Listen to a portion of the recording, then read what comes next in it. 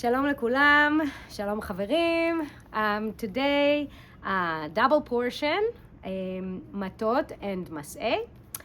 And we're going to do it together with the help of, I would pronounce it Erich Fromm, the German Jewish philosopher.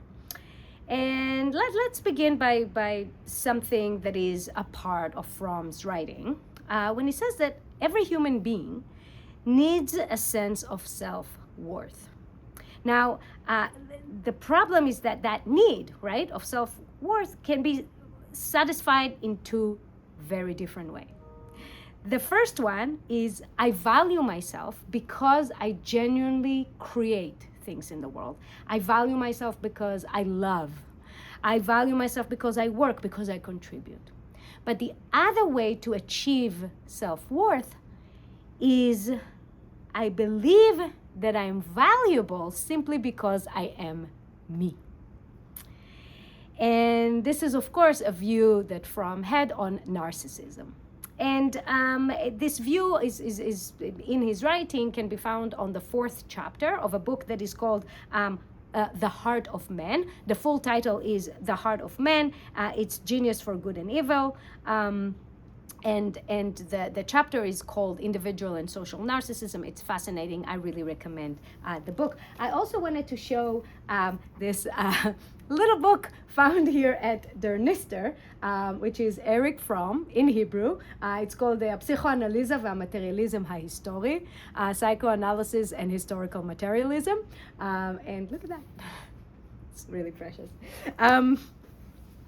In any case, so why did Erich Fromm explore narcissism? So this really comes from a larger lifelong project of his and of his friends of the Frankfurt School. And I know we talked about the Frankfurt School here before, but what was their lifelong project? So the Frankfurt School in the 20s really almost established an institution to explore why did the Marxist project failed to manifest in the West. And they wanted to do it through an interdisciplinary approach, meaning to really take into account not just, historical materialism or, the theories of Marx, but also other things such as psychology and psychoanalysis. And this is where Freud really comes into the picture. After, of course, then the Frankfurt School dispersed right before, with the rise of the Nazis. And after the Holocaust, the research shifted to explore authoritarianism and fascism and what brings people to really want to attach themselves to such figures, and obviously relied a lot on psychology there as well. Later on in the 60s, people like Marcuse went even further into the exploration of capitalism and capitalist thought, but in general, that's the reason why Fromm is writing about narcissism as an attempt to understand fascism and tendency towards authoritarianism. Okay, so this is just to wrap that up. Now, according to Fromm in his book, narcissism is really, really dangerous. And it's a trait that Fromm actually warns against. And what's interesting is that we can find really similar warnings in Hasidic thought, in Hasidism. Only the Hasidics, they don't call it narcissism, they call it Klipat Midian. And this is where our portion comes into the story. And let's try with our portion to understand what is Klipat Midian. Okay, so Matot, so it's a double portion, but I'm specifically talking about Matot right now.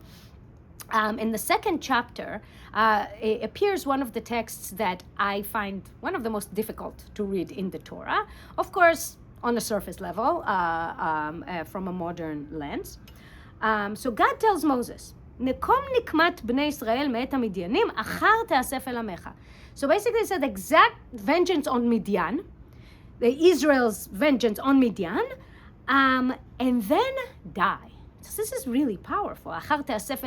Then you would be collected into to your people. Basically, you will die. So it's very powerful because it's pretty much the last commandment that God commands Moses to do as a leader, as a person, is to wage an all-out war on Midian and then die. So we already know that we need to take this really, really seriously. And Moses indeed takes it very seriously, and it's even written like there is no delay. He's in a hurry, and he takes 1,000 men from each tribe, so altogether 12,000 men, and they immediately go out and to tremendous success. And the Torah described that they end up killing all the Midianite men, capturing all the women and children, plundering all their villages, taking everything to themselves, burning all of their properties. And if that's not enough, when they come back, Moses is angry at them because they kept the women and children alive. So they go back and they kill all the male children, and as for the girls, they only leave those who are virgins. And it's all in the text, and it's very, very difficult to deal with. How can us, right, and that have so much pride and affinity with our tradition, how can we compromise such a text? So I always find when I see texts like this in the Torah, I go to the Hasidis. I was like, they always have the best interpretation that makes me feel it is, and this case is of course similar. And so I want to bring here Rabbi Shneor Zalman of Liadi, who is also known as Baal HaTanya, or the Admor Hazaken, or the Rebbe. This is basically the founding Rebbe of Chabad.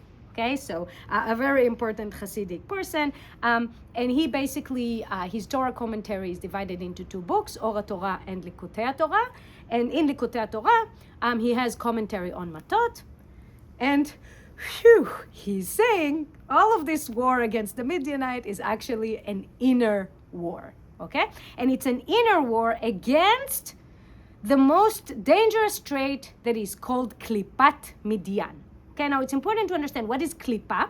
Klipa translates to a layer. Okay, it's a layer, or actually in modern Hebrew, klipa is like a peel, like when you peel something, right? So it's like a shell that somebody has that has to come off. That has to come off. It's something that blocks us from reaching our full potential, our inner light. And klipat Midian is a terrible klipa. It's a terrible. By the way, klipat Midian translates to the Midianite shell. Okay, and it's a terrible shell because this is the shell of creating to myself a reality that everything that existed in it serves me in some way.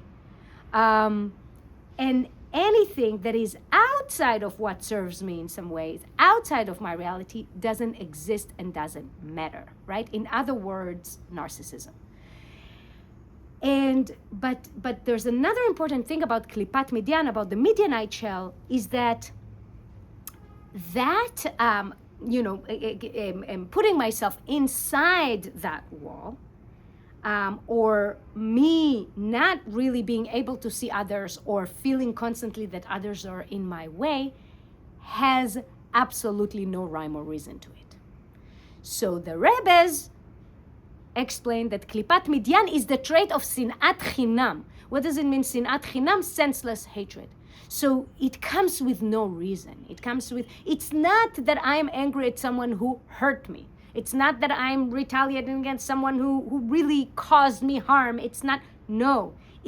I'm hating someone who doesn't fit in my narrative, in my self-image, and it has nothing to do with what they actually practically did or did not do to me, right? So it's a narcissism of the worst kind, right? Sinat Chinam. And I want to quote from the actual Rebbe. And he says, ואחר כל זה יובן עניין נקמת השם במדיין כבחינת שנאת חינם ופירוד. זהו ממש המנוגד לשם השם שעיקרו השלום וההתחללות.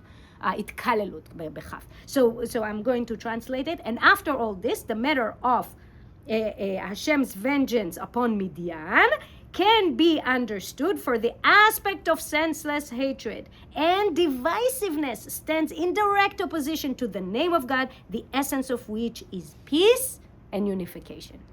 It's beautiful. And now it's also interesting to note, and this is also something that the Rebbe's explained, that if you look at the ancient map, Midian, or the Midianites, they dwelled in what today is Saudi Arabia, okay? And it's kind of like the western part of Saudi Arabia. And you can see that, first of all, it has no direct border with the land of Israel. And if you follow the Israelites' journeys to settle the land of Israel, you see that the Midianites were never in their way. So meaning there was never any reason for direct conflict or war between the Israelites and the Midianites.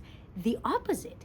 Every time the Midianites do something to the Israelites, they actually make the effort to come from their land to a place that have they no purpose in and wage war.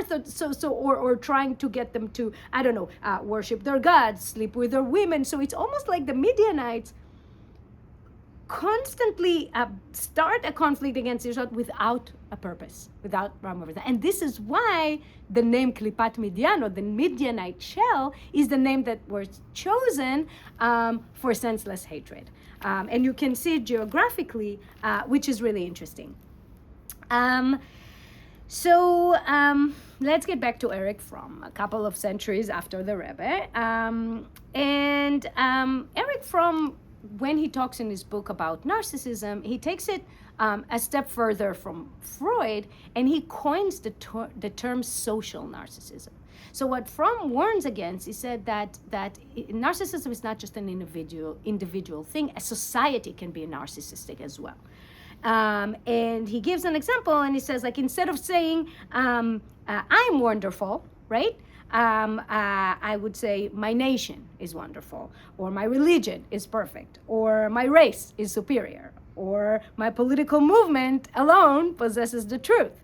My denomination is chosen, and so on, right?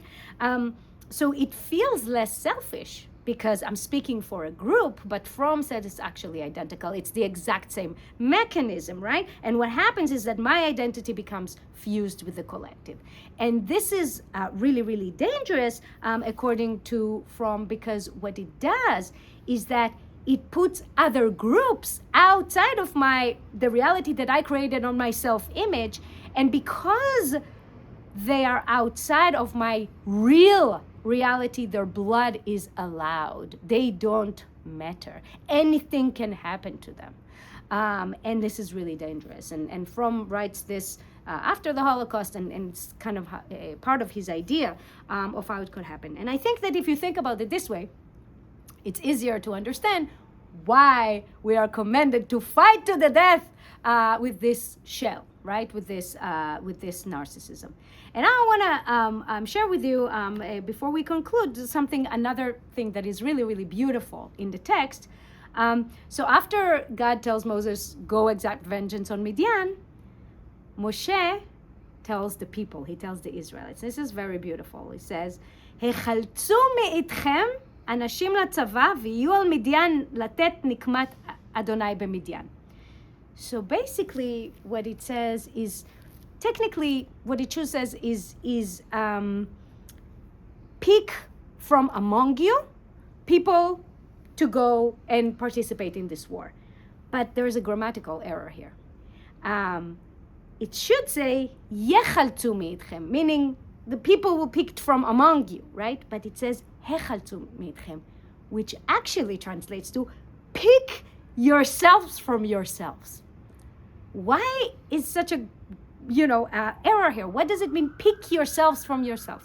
The rabbis are celebrating here, and they are saying, get out of yourself, step out of yourself, step out of your own skin. This is all about Klipat Midian, and here the commandment to wage war begins with step out of yourself, step out of your own skin. And I think that it's also no coincidence that these portions appear in the days that slowly are leading us to Tisha B'Av, which is a day that commemorates a catastrophe that happened because of senseless hatred.